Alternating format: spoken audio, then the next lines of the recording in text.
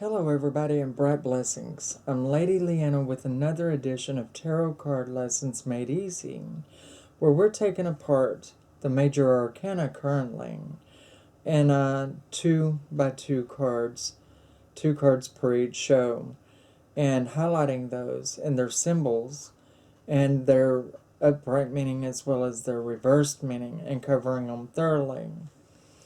Today I would like to touch upon the Devil card. Very dark, very negative. You know what we get here. Okay? And the Tower card. Also very dark and negative. Very dark and negative, but must be dealt with. And so let's cover those now. Let's talk about the Devil card first and what he means. What he is about.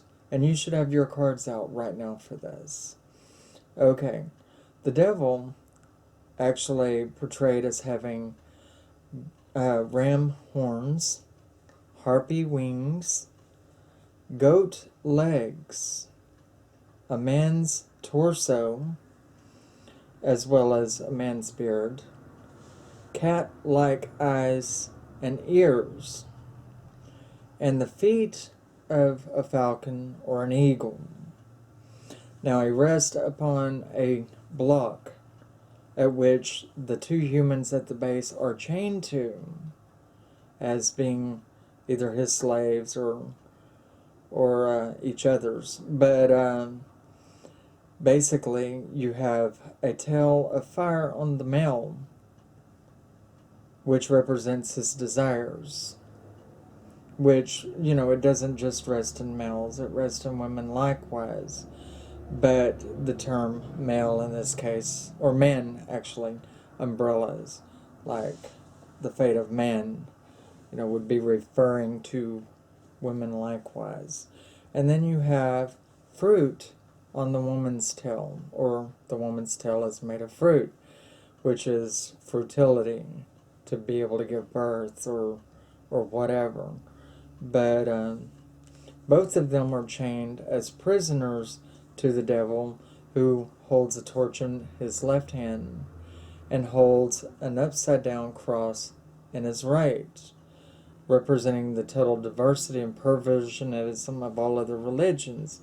When you acknowledge the fact that he has an upside-down cross and he has an upside-down pentagram, they're covering their territory, the creators of the cards, and dictating that he is the total diversity and perversionism of all other religions as we know it. And in this particular card, it's talking about the conventions of society, which could spread forth into your religious judgmentals and so forth, which is wrong by any token. But being chained or bound to man's conventions or convictions, feeling like you're chained to what men would have you do, or think, or be like. Let's see. Chained to your own desires. Usually desires that are very bad for you, like smoking or drinking alcohol. So the card is really a lot about addiction as well as codependency and matedom. I guess you could say matedom, matehood, whatever. But being chained to the convictions or conventions of society, being bound to a very dark or negative mate, being bound by your desires into something that's not very good for you and that will probably kill you in the long run.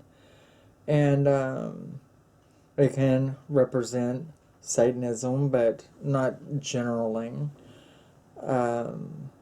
It does mean extraordinary effort, force, black magic, saying that basically, you know, force is being applied to you to act in the ways that other people would have you act, or that you're having to be the way other people would want you to be. Also, a mate that might force you to act a certain way or be a certain way. Being chained or bound to an abusive mate. So also, not necessarily just addictions, but prone to habits within oneself that is bad for other people. So abuse can be represented within the card. Not very good card at all. But he is controlling people through people within the card, for the most part, or controlling people through drugs or alcohol or control. Let's see. Extraordinary effort, meaning one that's applying too much force upon themselves to try to accomplish something, and so it becomes very dark for themselves. Force being applied to you by another, perhaps, or you being forceful on another, or abusive. Extraordinary effort, force, black magic, being casted on by another who obtains the gift of magics, but is using them perversely to control you or create a darkness around your life in one form or fashion. And a lot of these things would go hand in hand with each other. Now, in the upright position, it means a release from all of that which has been said. Basically, a release from the dark or negative that someone is putting on you. Good magic or light magic being imposed to correct dark magic. Rectifying one's life and turning from the dark to the light. Being a light bearer in one's dark life, like if one is prone to depression and so forth. You being a light to their favor and helping them out of dark places. Alright, and then we have the Tower card, which talks about conflict, destruction, catastrophe, pitfalls, something that is on the verge of happening that is sure to be destructive, a lot of times on a mass level. Okay? Especially in light with the many people falling from the windows and on fire. Generally a card of destruction and war. Now, you have one person wearing red, which represents blood. It depicts the blood of life. But in this case, unfortunately, flowing from the body of one. Death. Peace and tranquility. Blue is worn by the other one, which represents peace and tranquility. And the way that it's falling, the person is falling, it represents peace and tranquility disrupted by catastrophe, lightning strike, an explosion can be represented through this card, the fall of a tower.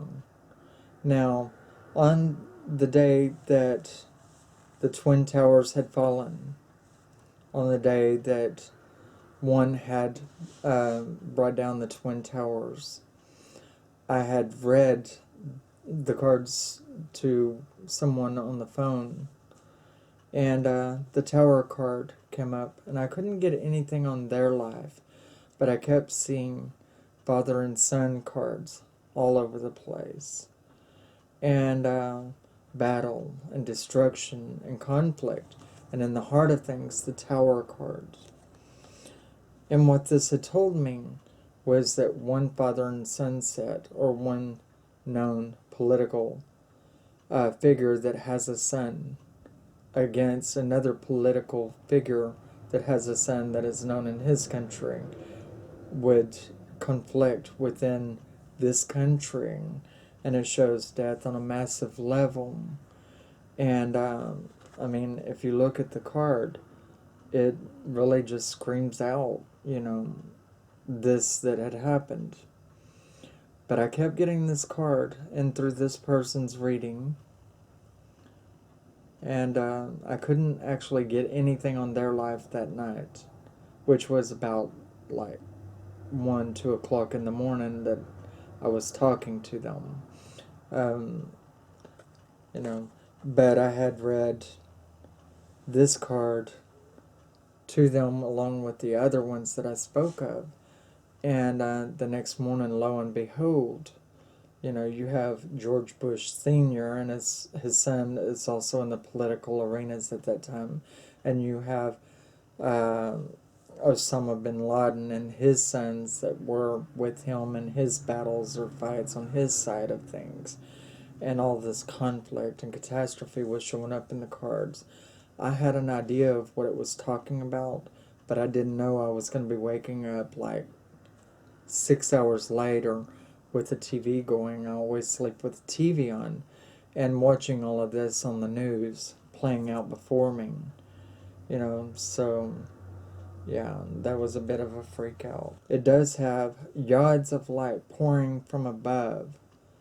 Now, in this particular case, the yards are fire, okay, which is power, but in the negative form. Okay, so somebody with a great amount of power. The tower rising up would generally represent growth, but it's coming down, which means the fall, and can represent, in this case, the fall of nations, or the fall of a house, or the fall of a tower.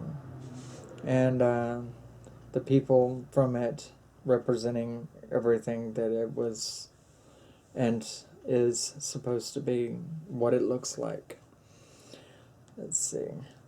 But the tower, in its book meaning, is conflict, distraction, destruction brought about, catastrophe, unforeseen perils, and the subject's ideas are about to come to a fall, being brought down to earth in the things that you think. Basically, you're fixing to learn a lesson of life. And then, of course, the darkest meaning of it. Now, in the upside down position, it means the same thing, but to a lesser degree. It still means conflict, catastrophe, unforeseen perils. The subject of the reading is about to be brought to an understanding that they don't want to come to, facing reality. And that's what it means, both in the upright and upside down position. And that's the different thing about this card as opposed to all others. Usually the cards mean the exact opposite within the reading and can add a little bit more or can take away a little something too. But this one, it means the same thing in both positions. The only difference is on the upside down position, it means to a lesser degree. It can mean also, by the way, turning around a catastrophe before it happens, changing something from what is seen. Let's see, and there you have the Tower and the Devil card highlighted by me today. And I hope you get out of it everything that you needed to. By the way, let me call your attention to the Tower's crown right here on the top. I really don't think about that too often, but that crown means royalty or people in highest places. I didn't even notice that when I read that for that person and was seeing all of that. But people in high places, rulers, so political battles and fights. So these give you a lot of ideas to go on in these cards, and hopefully they're of a help to you. Please stay tuned for more shows on the Major Arcana to come. I hope you enjoyed the going over of the Devil and the Tower card. You take care of yourself, and bye-bye for now.